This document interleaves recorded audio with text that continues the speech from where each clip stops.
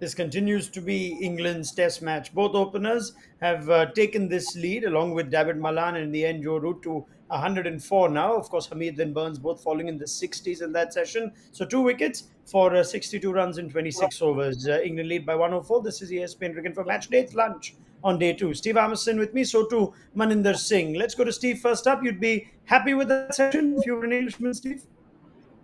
Yeah, I think so. I think it's a good session for England. I think the ball was a little bit more of a contest with the bat from an India point of view. They looked a little bit more aggressive into length. I thought they looked a little bit more threatening with the ball, but I thought England had some answers to India's question. So I think all in all, England will be happy where they are at the moment. What is it, 182 for two, 104 lead. I think they're well in the box seats to just just slowly but surely take the game away from India. We were hoping, Mani, when the session started with overcast conditions, maybe India's bowlers would ask serious questions of England's batters. Did that happen for you?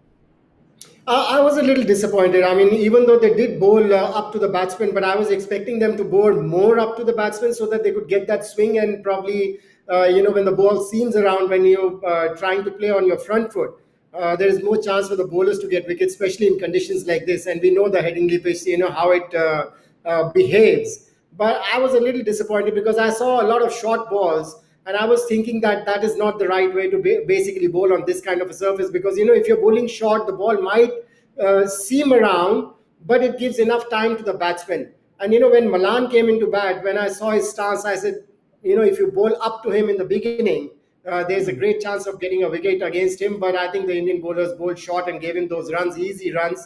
And, when you start getting runs like that, you start gaining confidence. And I think that is where the Indian boys have really gone wrong, according to me. When we talk about the bowlers, it's perhaps, Steve, the hardest time to discuss bowlers. Batters have been bowled out for 78. There's a good chance the bowlers are going to be in the field for longer. And therefore, it's just going to look like, India's bowlers aren't bowling well enough. Do you sympathize with that? Or do you see where Mani is coming from? Could India have asked more questions of England? Yeah, I can see where Manny's coming from, and to put a little bit more meat on the bones from that point of view. Look, I've been in this position a few times at Headingley when you were being bowled out. I can think Australia 2009 Ashes when we got bowled out for 102. Ricky Ponting came and smashed us everywhere. We were trying to chase wickets. We were bowled a bit too short, a bit too full. They got 400, and you just leak runs, and you can't seem to stem the tide. But what Manny is saying there, that to go that little bit extra is Headingley is a very difficult place to bowl if you haven't bowled there before, or you haven't bowled in a lot of overs in preparation for it, because you can run up the hill and feel as though you never quite get to the crease and you drag it down and you bowl too short. On the other hand, you can run down the hill, feel as though you're always just a little bit, sort of half a step ahead of where your rhythm normally is, and you tend to drag it down a little bit there. So you do bowl a lot shorter at Headingley, and you can see the experienced characters, the guys who have played here a lot before, i.e. Shami for India, who I think has been the pick of the bowlers from India's point of view, Anderson from England, Robinson at his home ground, even though he moved to Sussex, did a lot of cricket at Headingley growing up. So they are used to bowling up and down the slope, hitting that little bit fuller length, because they're the ones that have brought the stumps into play. So I think that's where why India have possibly bowled too short. Mohammad Siraj has been brilliant throughout the series, but I think he's had enough innings so far. And Shami showed, if you pitch the ball up, you've got a good chance of causing a few problems. God, you guys and your slopes. We spent an hour plus discussing this in the Lord's Test. Mani, you've had the experience with at Headingley as well. Any such experience that you can recall? Can it be a challenging place to bowl? Oh, it is. It is very challenging. And, when you're playing international cricket, it is always challenging anyway. And when you have these kind of slopes, it becomes all the more challenging. But these are the challenges that Test cricket poses to you. And these are the challenges you've got to overcome. Before the Test match, the team was there 3-4 days before the Test match, and they exactly knew how the ground is, where's the slope, and where you've got to go a little up the hill kind of when you're going into bowl. And these are the challenges you take and practice and perfect them. I mean, we can understand that the Indian batsmen, they got out for 78. It's not very easy for the bowlers, but this is the time when the bowlers can raise their hand up, which the Indian bowlers have done in the past. and say Yeah. that, we are going to get you back in the test match. And then in the second innings, when you score runs, we'll try and get the English batsmen out within the score that, the target that we give them. So that is why I'm a little disappointed, because you're playing international cricket and there could be no excuses. All right. What about tactically then? Starting off with Ishant Sharma, you were critical of that yesterday, Money. And was it a surprise for you to see him again today? It was a shocker, to be very honest, but sometimes I've seen the captains become very stubborn, because they know that they've got criticized for it, because they've got their friends or whoever, they keep telling them that this is what everybody is talking about, all the experts are talking about, that you should have opened with Bumrah and Shami, but you chose Ishant Sharma. And sometimes the captains do get stubborn. I saw that in Mahendra Singh Dhoni as well. When you get criticized for something, you try and prove people wrong and keep doing those wrong things, keep taking those wrong decisions. Because I'm not very sure if Ishant Sharma is 100% fit, because he's Yeah. bowled just 11 overs and no maidens. And in these conditions, it's very difficult to digest. Stephen? Yeah, I was very, very surprised not to see, to see Ishant come from the very, very start. He seems to be collapsing his front leg, and I'm not sure, probably to go a little bit off what Manny's saying there, whether he is 100% fit. That front knee's braced, and it's not braced, it's collapsed. And I know Ishant does collapse his front knee when he does at the point of release, but it looks as though it's a little bit more, and possibly he's compensating for something in his body that's maybe he's not 100%. And I think that is altering the way he's first of all let go on the ball at the top. So then all of a sudden, if he's not fully behind it, he's a little bit off there or a little bit off there, it can go not just down leg side, but it can actually lose a bit of pace and lose a bit of momentum. And I think he did look yesterday as though, I'm not sure Ishant knows when he wants to let go of this ball here, and he looked as though he's horribly out of rhythm. And Yeah. if anything, it just seemed that Virat's, possibly stubbornness, but also, right, I need to keep bowling Ishant, because the only way he's going to get better, a bit like what he did at Lords, was if he keeps bowling overs. Problem you've got with that Virat is you ain't got any runs to play with, and if he's not bowling maidens, you're just getting further and further away from what is possibly a total that you'll not be able to retrieve from. Yeah, it's very interesting you say that, Steve. I can ask Money to elaborate. Yes, please, Money. Yeah, Ronald, when Steve just spoke about the front knee collapsing, it happens only when either you're not fit or your confidence level is low. Because I remember, when my confidence level was low and when I used to see my videos, my front knee used to collapse. And it's either he's, not 100% fit, or he's short of confidence. And, Steve Harmison, he just said that maybe Virat Kohli wants him to bowl more overs, but that should have been done in the nets, basically, Yeah. because that is where you build that character and bring it in the match. What we've seen of him in his long career, Steve, Ishant Sharma's, is he's never been, all over the place. If anything, at least he'll keep the runs down, or, he'll keep one end up. He'll bowl maidens, like Mani says. That's not happened. And we saw two things that were very uncharacteristic of Ishant. He seems to be going wide, really wide to the right-hander. And on the other hand, whereas left-handers bowling would improved so much, seems to be going perhaps too into the left-hander and too much into the pads. These are unnatural sort of balls to Ishant Sharma. Is that also just an extension of what you pointed out? Can you explain it any further? Yeah, I think that's it. I think it is as simple as that. It's whether he's got confidence, his timings of letting go of the ball at the top is not quite right. The one thing you would always say about Ishant Sharma is you can set a field one side the wicket and he'll bowl to it. If his wrist's going in, you can pack the leg side and you're quite happy in bowling onto off stump. But early in the part yesterday, Asim Hamid got 3 or 4 little cut shots away down to third man. If you're conceding runs both sides of the wicket and you're leaking runs and you can't set a field to, that's going to dent your confidence as well. It just looks as at this minute in time that Ishant's running up and hoping that he's going to let it go and it's going to go relatively close to where he wants to, rather than having the conviction to get up high, action, bang, let it go. That just doesn't seem to be there. It doesn't seem to be any snap there. And I think because of that, he's conceding runs on both sides of the wicket. Ajit Agarkar on commentary here said sometimes certain bowlers like to bowl from one end, and if that's the case, if Bumrah and Shami both like to bowl from one end at Headingley, could that mean Virat Kohli has no option? He could have gone to Siraj as well. But Steve, would that make any sense at all? That perhaps Bumrah and Shami prefer bowling at one particular end, and therefore Ishant is the only option for the other, and that's not good enough for you. Not for me, no, no. Yeah. Yeah, like Manny's just mentioned, 5 minutes ago, your preparation, you're not playing first class cricket where you turn up the day before, you bowl a couple of overs in the middle of the afternoon, and then you bowl a few overs in the morning to get yourself ready. You're there 3 or 4 days before. You should have had a full net session up the hill, full net session down the hill. A good ball with a brand new ball from both ends, feeling as though which comfortable end you feel from. But the one thing I will say from what you just described there is, if you start a day and you've got two bowlers that ideally want to bowl from one end, you've got to talk to one of them and say, look, give us three. Just give us three. That's all I'm interested. Give us three up the hill. You bowl up the hill. He'll come down the hill for six. You come up after that for 5 or 6. That gets me through my first hour. I can bring a spinner on, I can bring Siraj on, I can bring Ishant on from that end to hold one end, and we'll attack from your end with Bumrah and with Shami. That's what probably a good captain would do.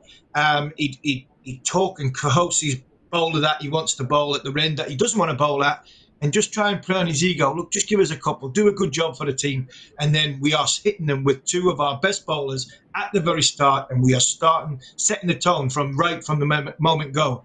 But unfortunately, he went with Ishant, and Ishant set the tone like he did in the first part of the first innings, and it wasn't good enough. All right.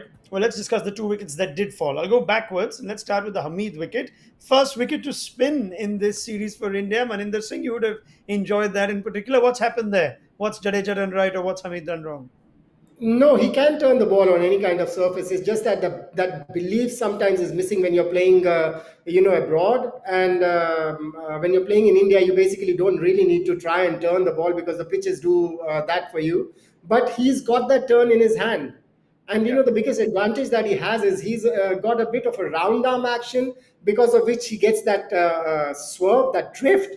And then when the ball turns a little bit, even a little bit, half an inch, or maybe half a centimeter, that's more than enough. And that's exactly what happened to Hamid. I mean, he was totally beaten because he thought the ball was coming in. When it was coming in the air, it was coming in, and he thought it's going to keep coming in. But no, it just turned a little bit and got his wicket. And Jadeja has got this quality, and he's got this advantage because he's got a round arm action. Do you see him as someone who should put his hand up and have more of a contribution, even if conditions aren't as helpful? He is now, you could say, the frontline spinner in Ashwin's absence. Sometimes what happens is it's the captain and the coach basically who tell you to do that, who give you that confidence. Because, I've seen for the past 20, 25 years, and it's been a long time, that, Indian spinners have this feeling, and I don't know why. Is it the captains or the coaches giving them that feeling that in these conditions, you just need to restrict? Whereas I feel Jadeja and Ashwin, they both are good enough to basically get you wickets on any kind of tracks, because they're good bowlers. They're playing international cricket.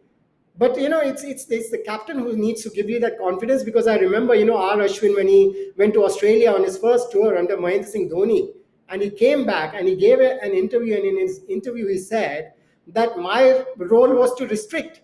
Now, who gave him that feeling? The captain and the coach.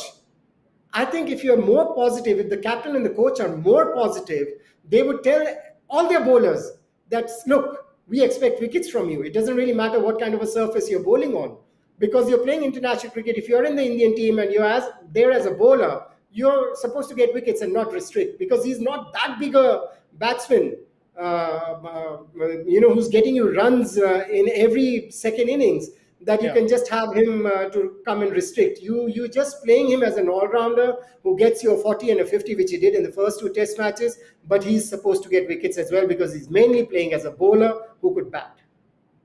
Could he have a bigger role going forward in this test, Steve?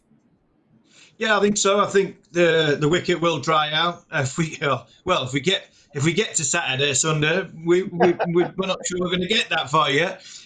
If the batters keep batting the way they're going, but yeah, I'm sure he will have a role to play. It's different in England as though in India, when you're looking at somebody from a spin bowling point of view as an attacking. I think your captain's got a mindset of who's going to be attacking and how you're going to attack, especially if you've got a spinner in an end, it's quite chilly at Headingley, where the bowlers might all want to bowl from one end. So I played with Ashley Giles, who director of cricket now at Lancashire. I'm sorry, at England. He was at Lancashire and Warwickshire before that. And Ashley Giles, when it wasn't happening, things weren't going, spinning wise, and wasn't, looking as though it was attacking, but there was a wind and bowlers were more attacking from one end. Ashley Giles would just bowl up, run up, and sort of go at 1, 2 and over, and let the big fast bowlers attack from the other end. So you had some control. And then you attack with the other end. But I actually thought Jadeja is a better bowler than that. And he just showed when he bowled at Hamid. Hamid faced 21 balls without scoring a run. And that was just the pressure that Jadeja had put on Hamid. So there is a role definitely for Jadeja, and England need to be a little bit more proactive when they're facing, because that's how he got his wicket. I don't think Joe Root will let him bowl, and I don't think David Malan will let him bowl like Hamid did. So it'll be an interesting contest between lunch and tea. First wicket, that of Rory Burns. That would have given you a lot of pleasure, Steve Harmison. Thought the bowlers would have to work hard for their wicket. What's that one done? Absolute beauty. 2 balls away, going away, Shami, from around the wicket. Just pushed him across his stumps and then got one back. And there was a ball width between bat and pad, and Shami got it through. It was a beauty. It was, as much as I'd say Rory Burns is off balance, Rory Burns was probably fallen over. You've just got to sometimes doff your cap to the bowler and say, he's done me, absolutely done me. He's bowled me an absolute beauty that's gone away. He's bowled me another beauty that's gone away, and he's brought one back and he's clipped the top of off stump. I don't think Burns can have too much to complain about when he looks back at the video and says, I was beaten by the better bowler there. Shami is just slowly with every test just changing this perception of what his record in England was before this series. Man, it wasn't a good one, but he does look like India's most potent bowler more often than not in this series. Well, he's a fantastic bowler, because if you see his run up, it's so smooth and it's so effortless. And on his when he's at the crease as well, it looks so effortless. And the best part about his bowling is, his wrist position. You can't really make out from the wrist position whether he's going to bowl the away swinger or bring the ball in, and that is why he can deceive the batsman. It's just a matter of getting a 5 wickets, and getting that confidence really. But I think Shami is one of the best bowlers India has had. And, he's really worked hard, because after the 2015 World Cup, we were talking about that Shami is fading away, he's not good enough. But then I've seen some of his videos where he's really working on his fitness. And he realized that if he carries on playing international cricket, which is what you really want to do when you were a kid, he realized that, if Virat Kohli works hard, he's getting the results. If I do the same, I would get results, and he has got the results. And more often than not, he's bowled better and better and better than the other bowlers. Well, that average in England is still a little over 41. You think that should come down if Shami keeps bowling the way he does. But let's just focus on Burns and Hamid for a bit. They're both dismissed in their 60s. But you think if you're an England selector or in the England management, Steve, that's one thing you could say, phew, okay, we're sorted with that now. Till the end of the series, we know who's going to be our openers. Burns and Hamid, with scores in this innings, have at least ticked one big box for England Test cricket. Yeah, they have a little bit, like you would have said with India in Lords when Pujara and Rahane got runs.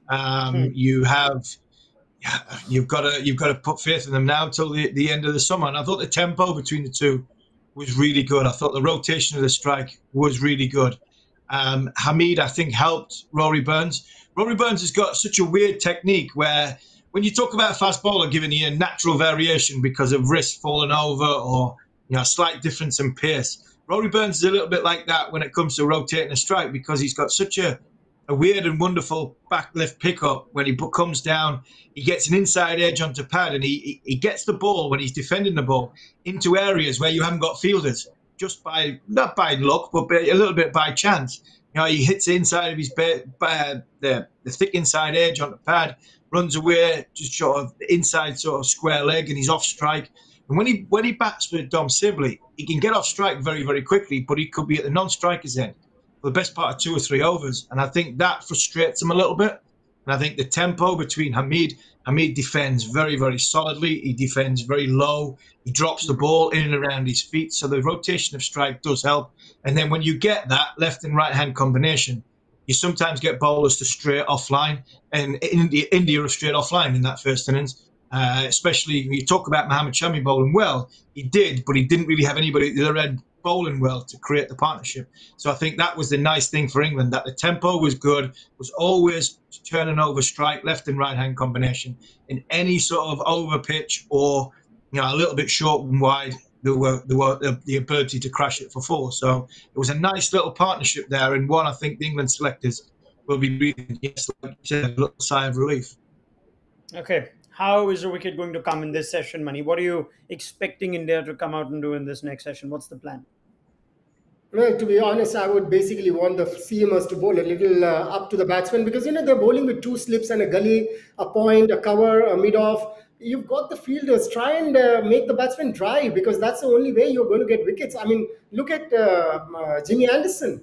What was he doing? He was making sure that the batsman play him on the front foot. And that is the best way to get wickets on these kind of surfaces, because the atmosphere is such. I saw the cloud cover. If you pitch the ball up, it's going to swing in the air, and after pitching, it's going to seam as well. So you're going to get more advantage, and you've got the field. You're not going to keep getting hit for boundaries. I mean, you're bowling short and getting hit for boundaries, and then you're trying to bowl the rest of the balls where you're not even trying to get wickets, but not give away any runs. But I think if you bowl a little bit up to the batsman, try and make him drive, that's the only way you're going to get wickets. I would really like to see that. Steve? Length's crucial. Length is crucial. You've got to get it pitched up there, because if not, Joe Root will have a field day. Joe Root's ability to run the ball down to third man for one, even if they put a third man there, has been brilliant throughout this two and a half test matches so far. So even if they put a third man down, which I expect Virat Kohli to do, Joe will just milk it, run it down to third man. So if you're not really up to the bat asking questions of the outside edge, Joe will bat there all day, and then all of a sudden you're back into left and right hand combination. India's bowlers have struggled with lines and lengths from that point of view. Malan likes a cut shot, so if you don't get the ball up to the bat, Malan will cut the ball all day and be very, very comfortable, and Joe will just wait for the bad ball. He'll milk it down to third man. So you've got to back that you're looking to bowl with conviction up to the stumps without just floating it up there. And I think that is the key. Shami is key. Bumrah is key. They've got to start and hopefully get rid of the England captain from an India's point of view, because if England get to drink still 2 down, that's another 40 runs on top, 45 runs on top. This game's going to be over. You think if this game is not to be over, it needs a collapse, another collapse, and if it comes, then we'll have quite England the are good at that. England are good at that. You've got if you're an India fan, India, just beware. England are very, very good at that. One brings 2, and normally 3 or 4 England. So, yeah, I'll go the other way then. If you're trying to cheer the Indian fans up, I'll say that this is that sort of game where everyone finds form suddenly, right? Moeen Ali, Butler, Bairstow, they can all get runs. Anyway, let's see where we stand. Thank you, Maninder Singh and Stephen Harmison. Pick up the chat at T on ESPN Cricket for Match Day. That lead is now 104. Like Steve says, if this is another session where England put on 50 runs, 60 runs, then this game is just looking a bit too far away from India. We'll see where it stands at T. Join us then.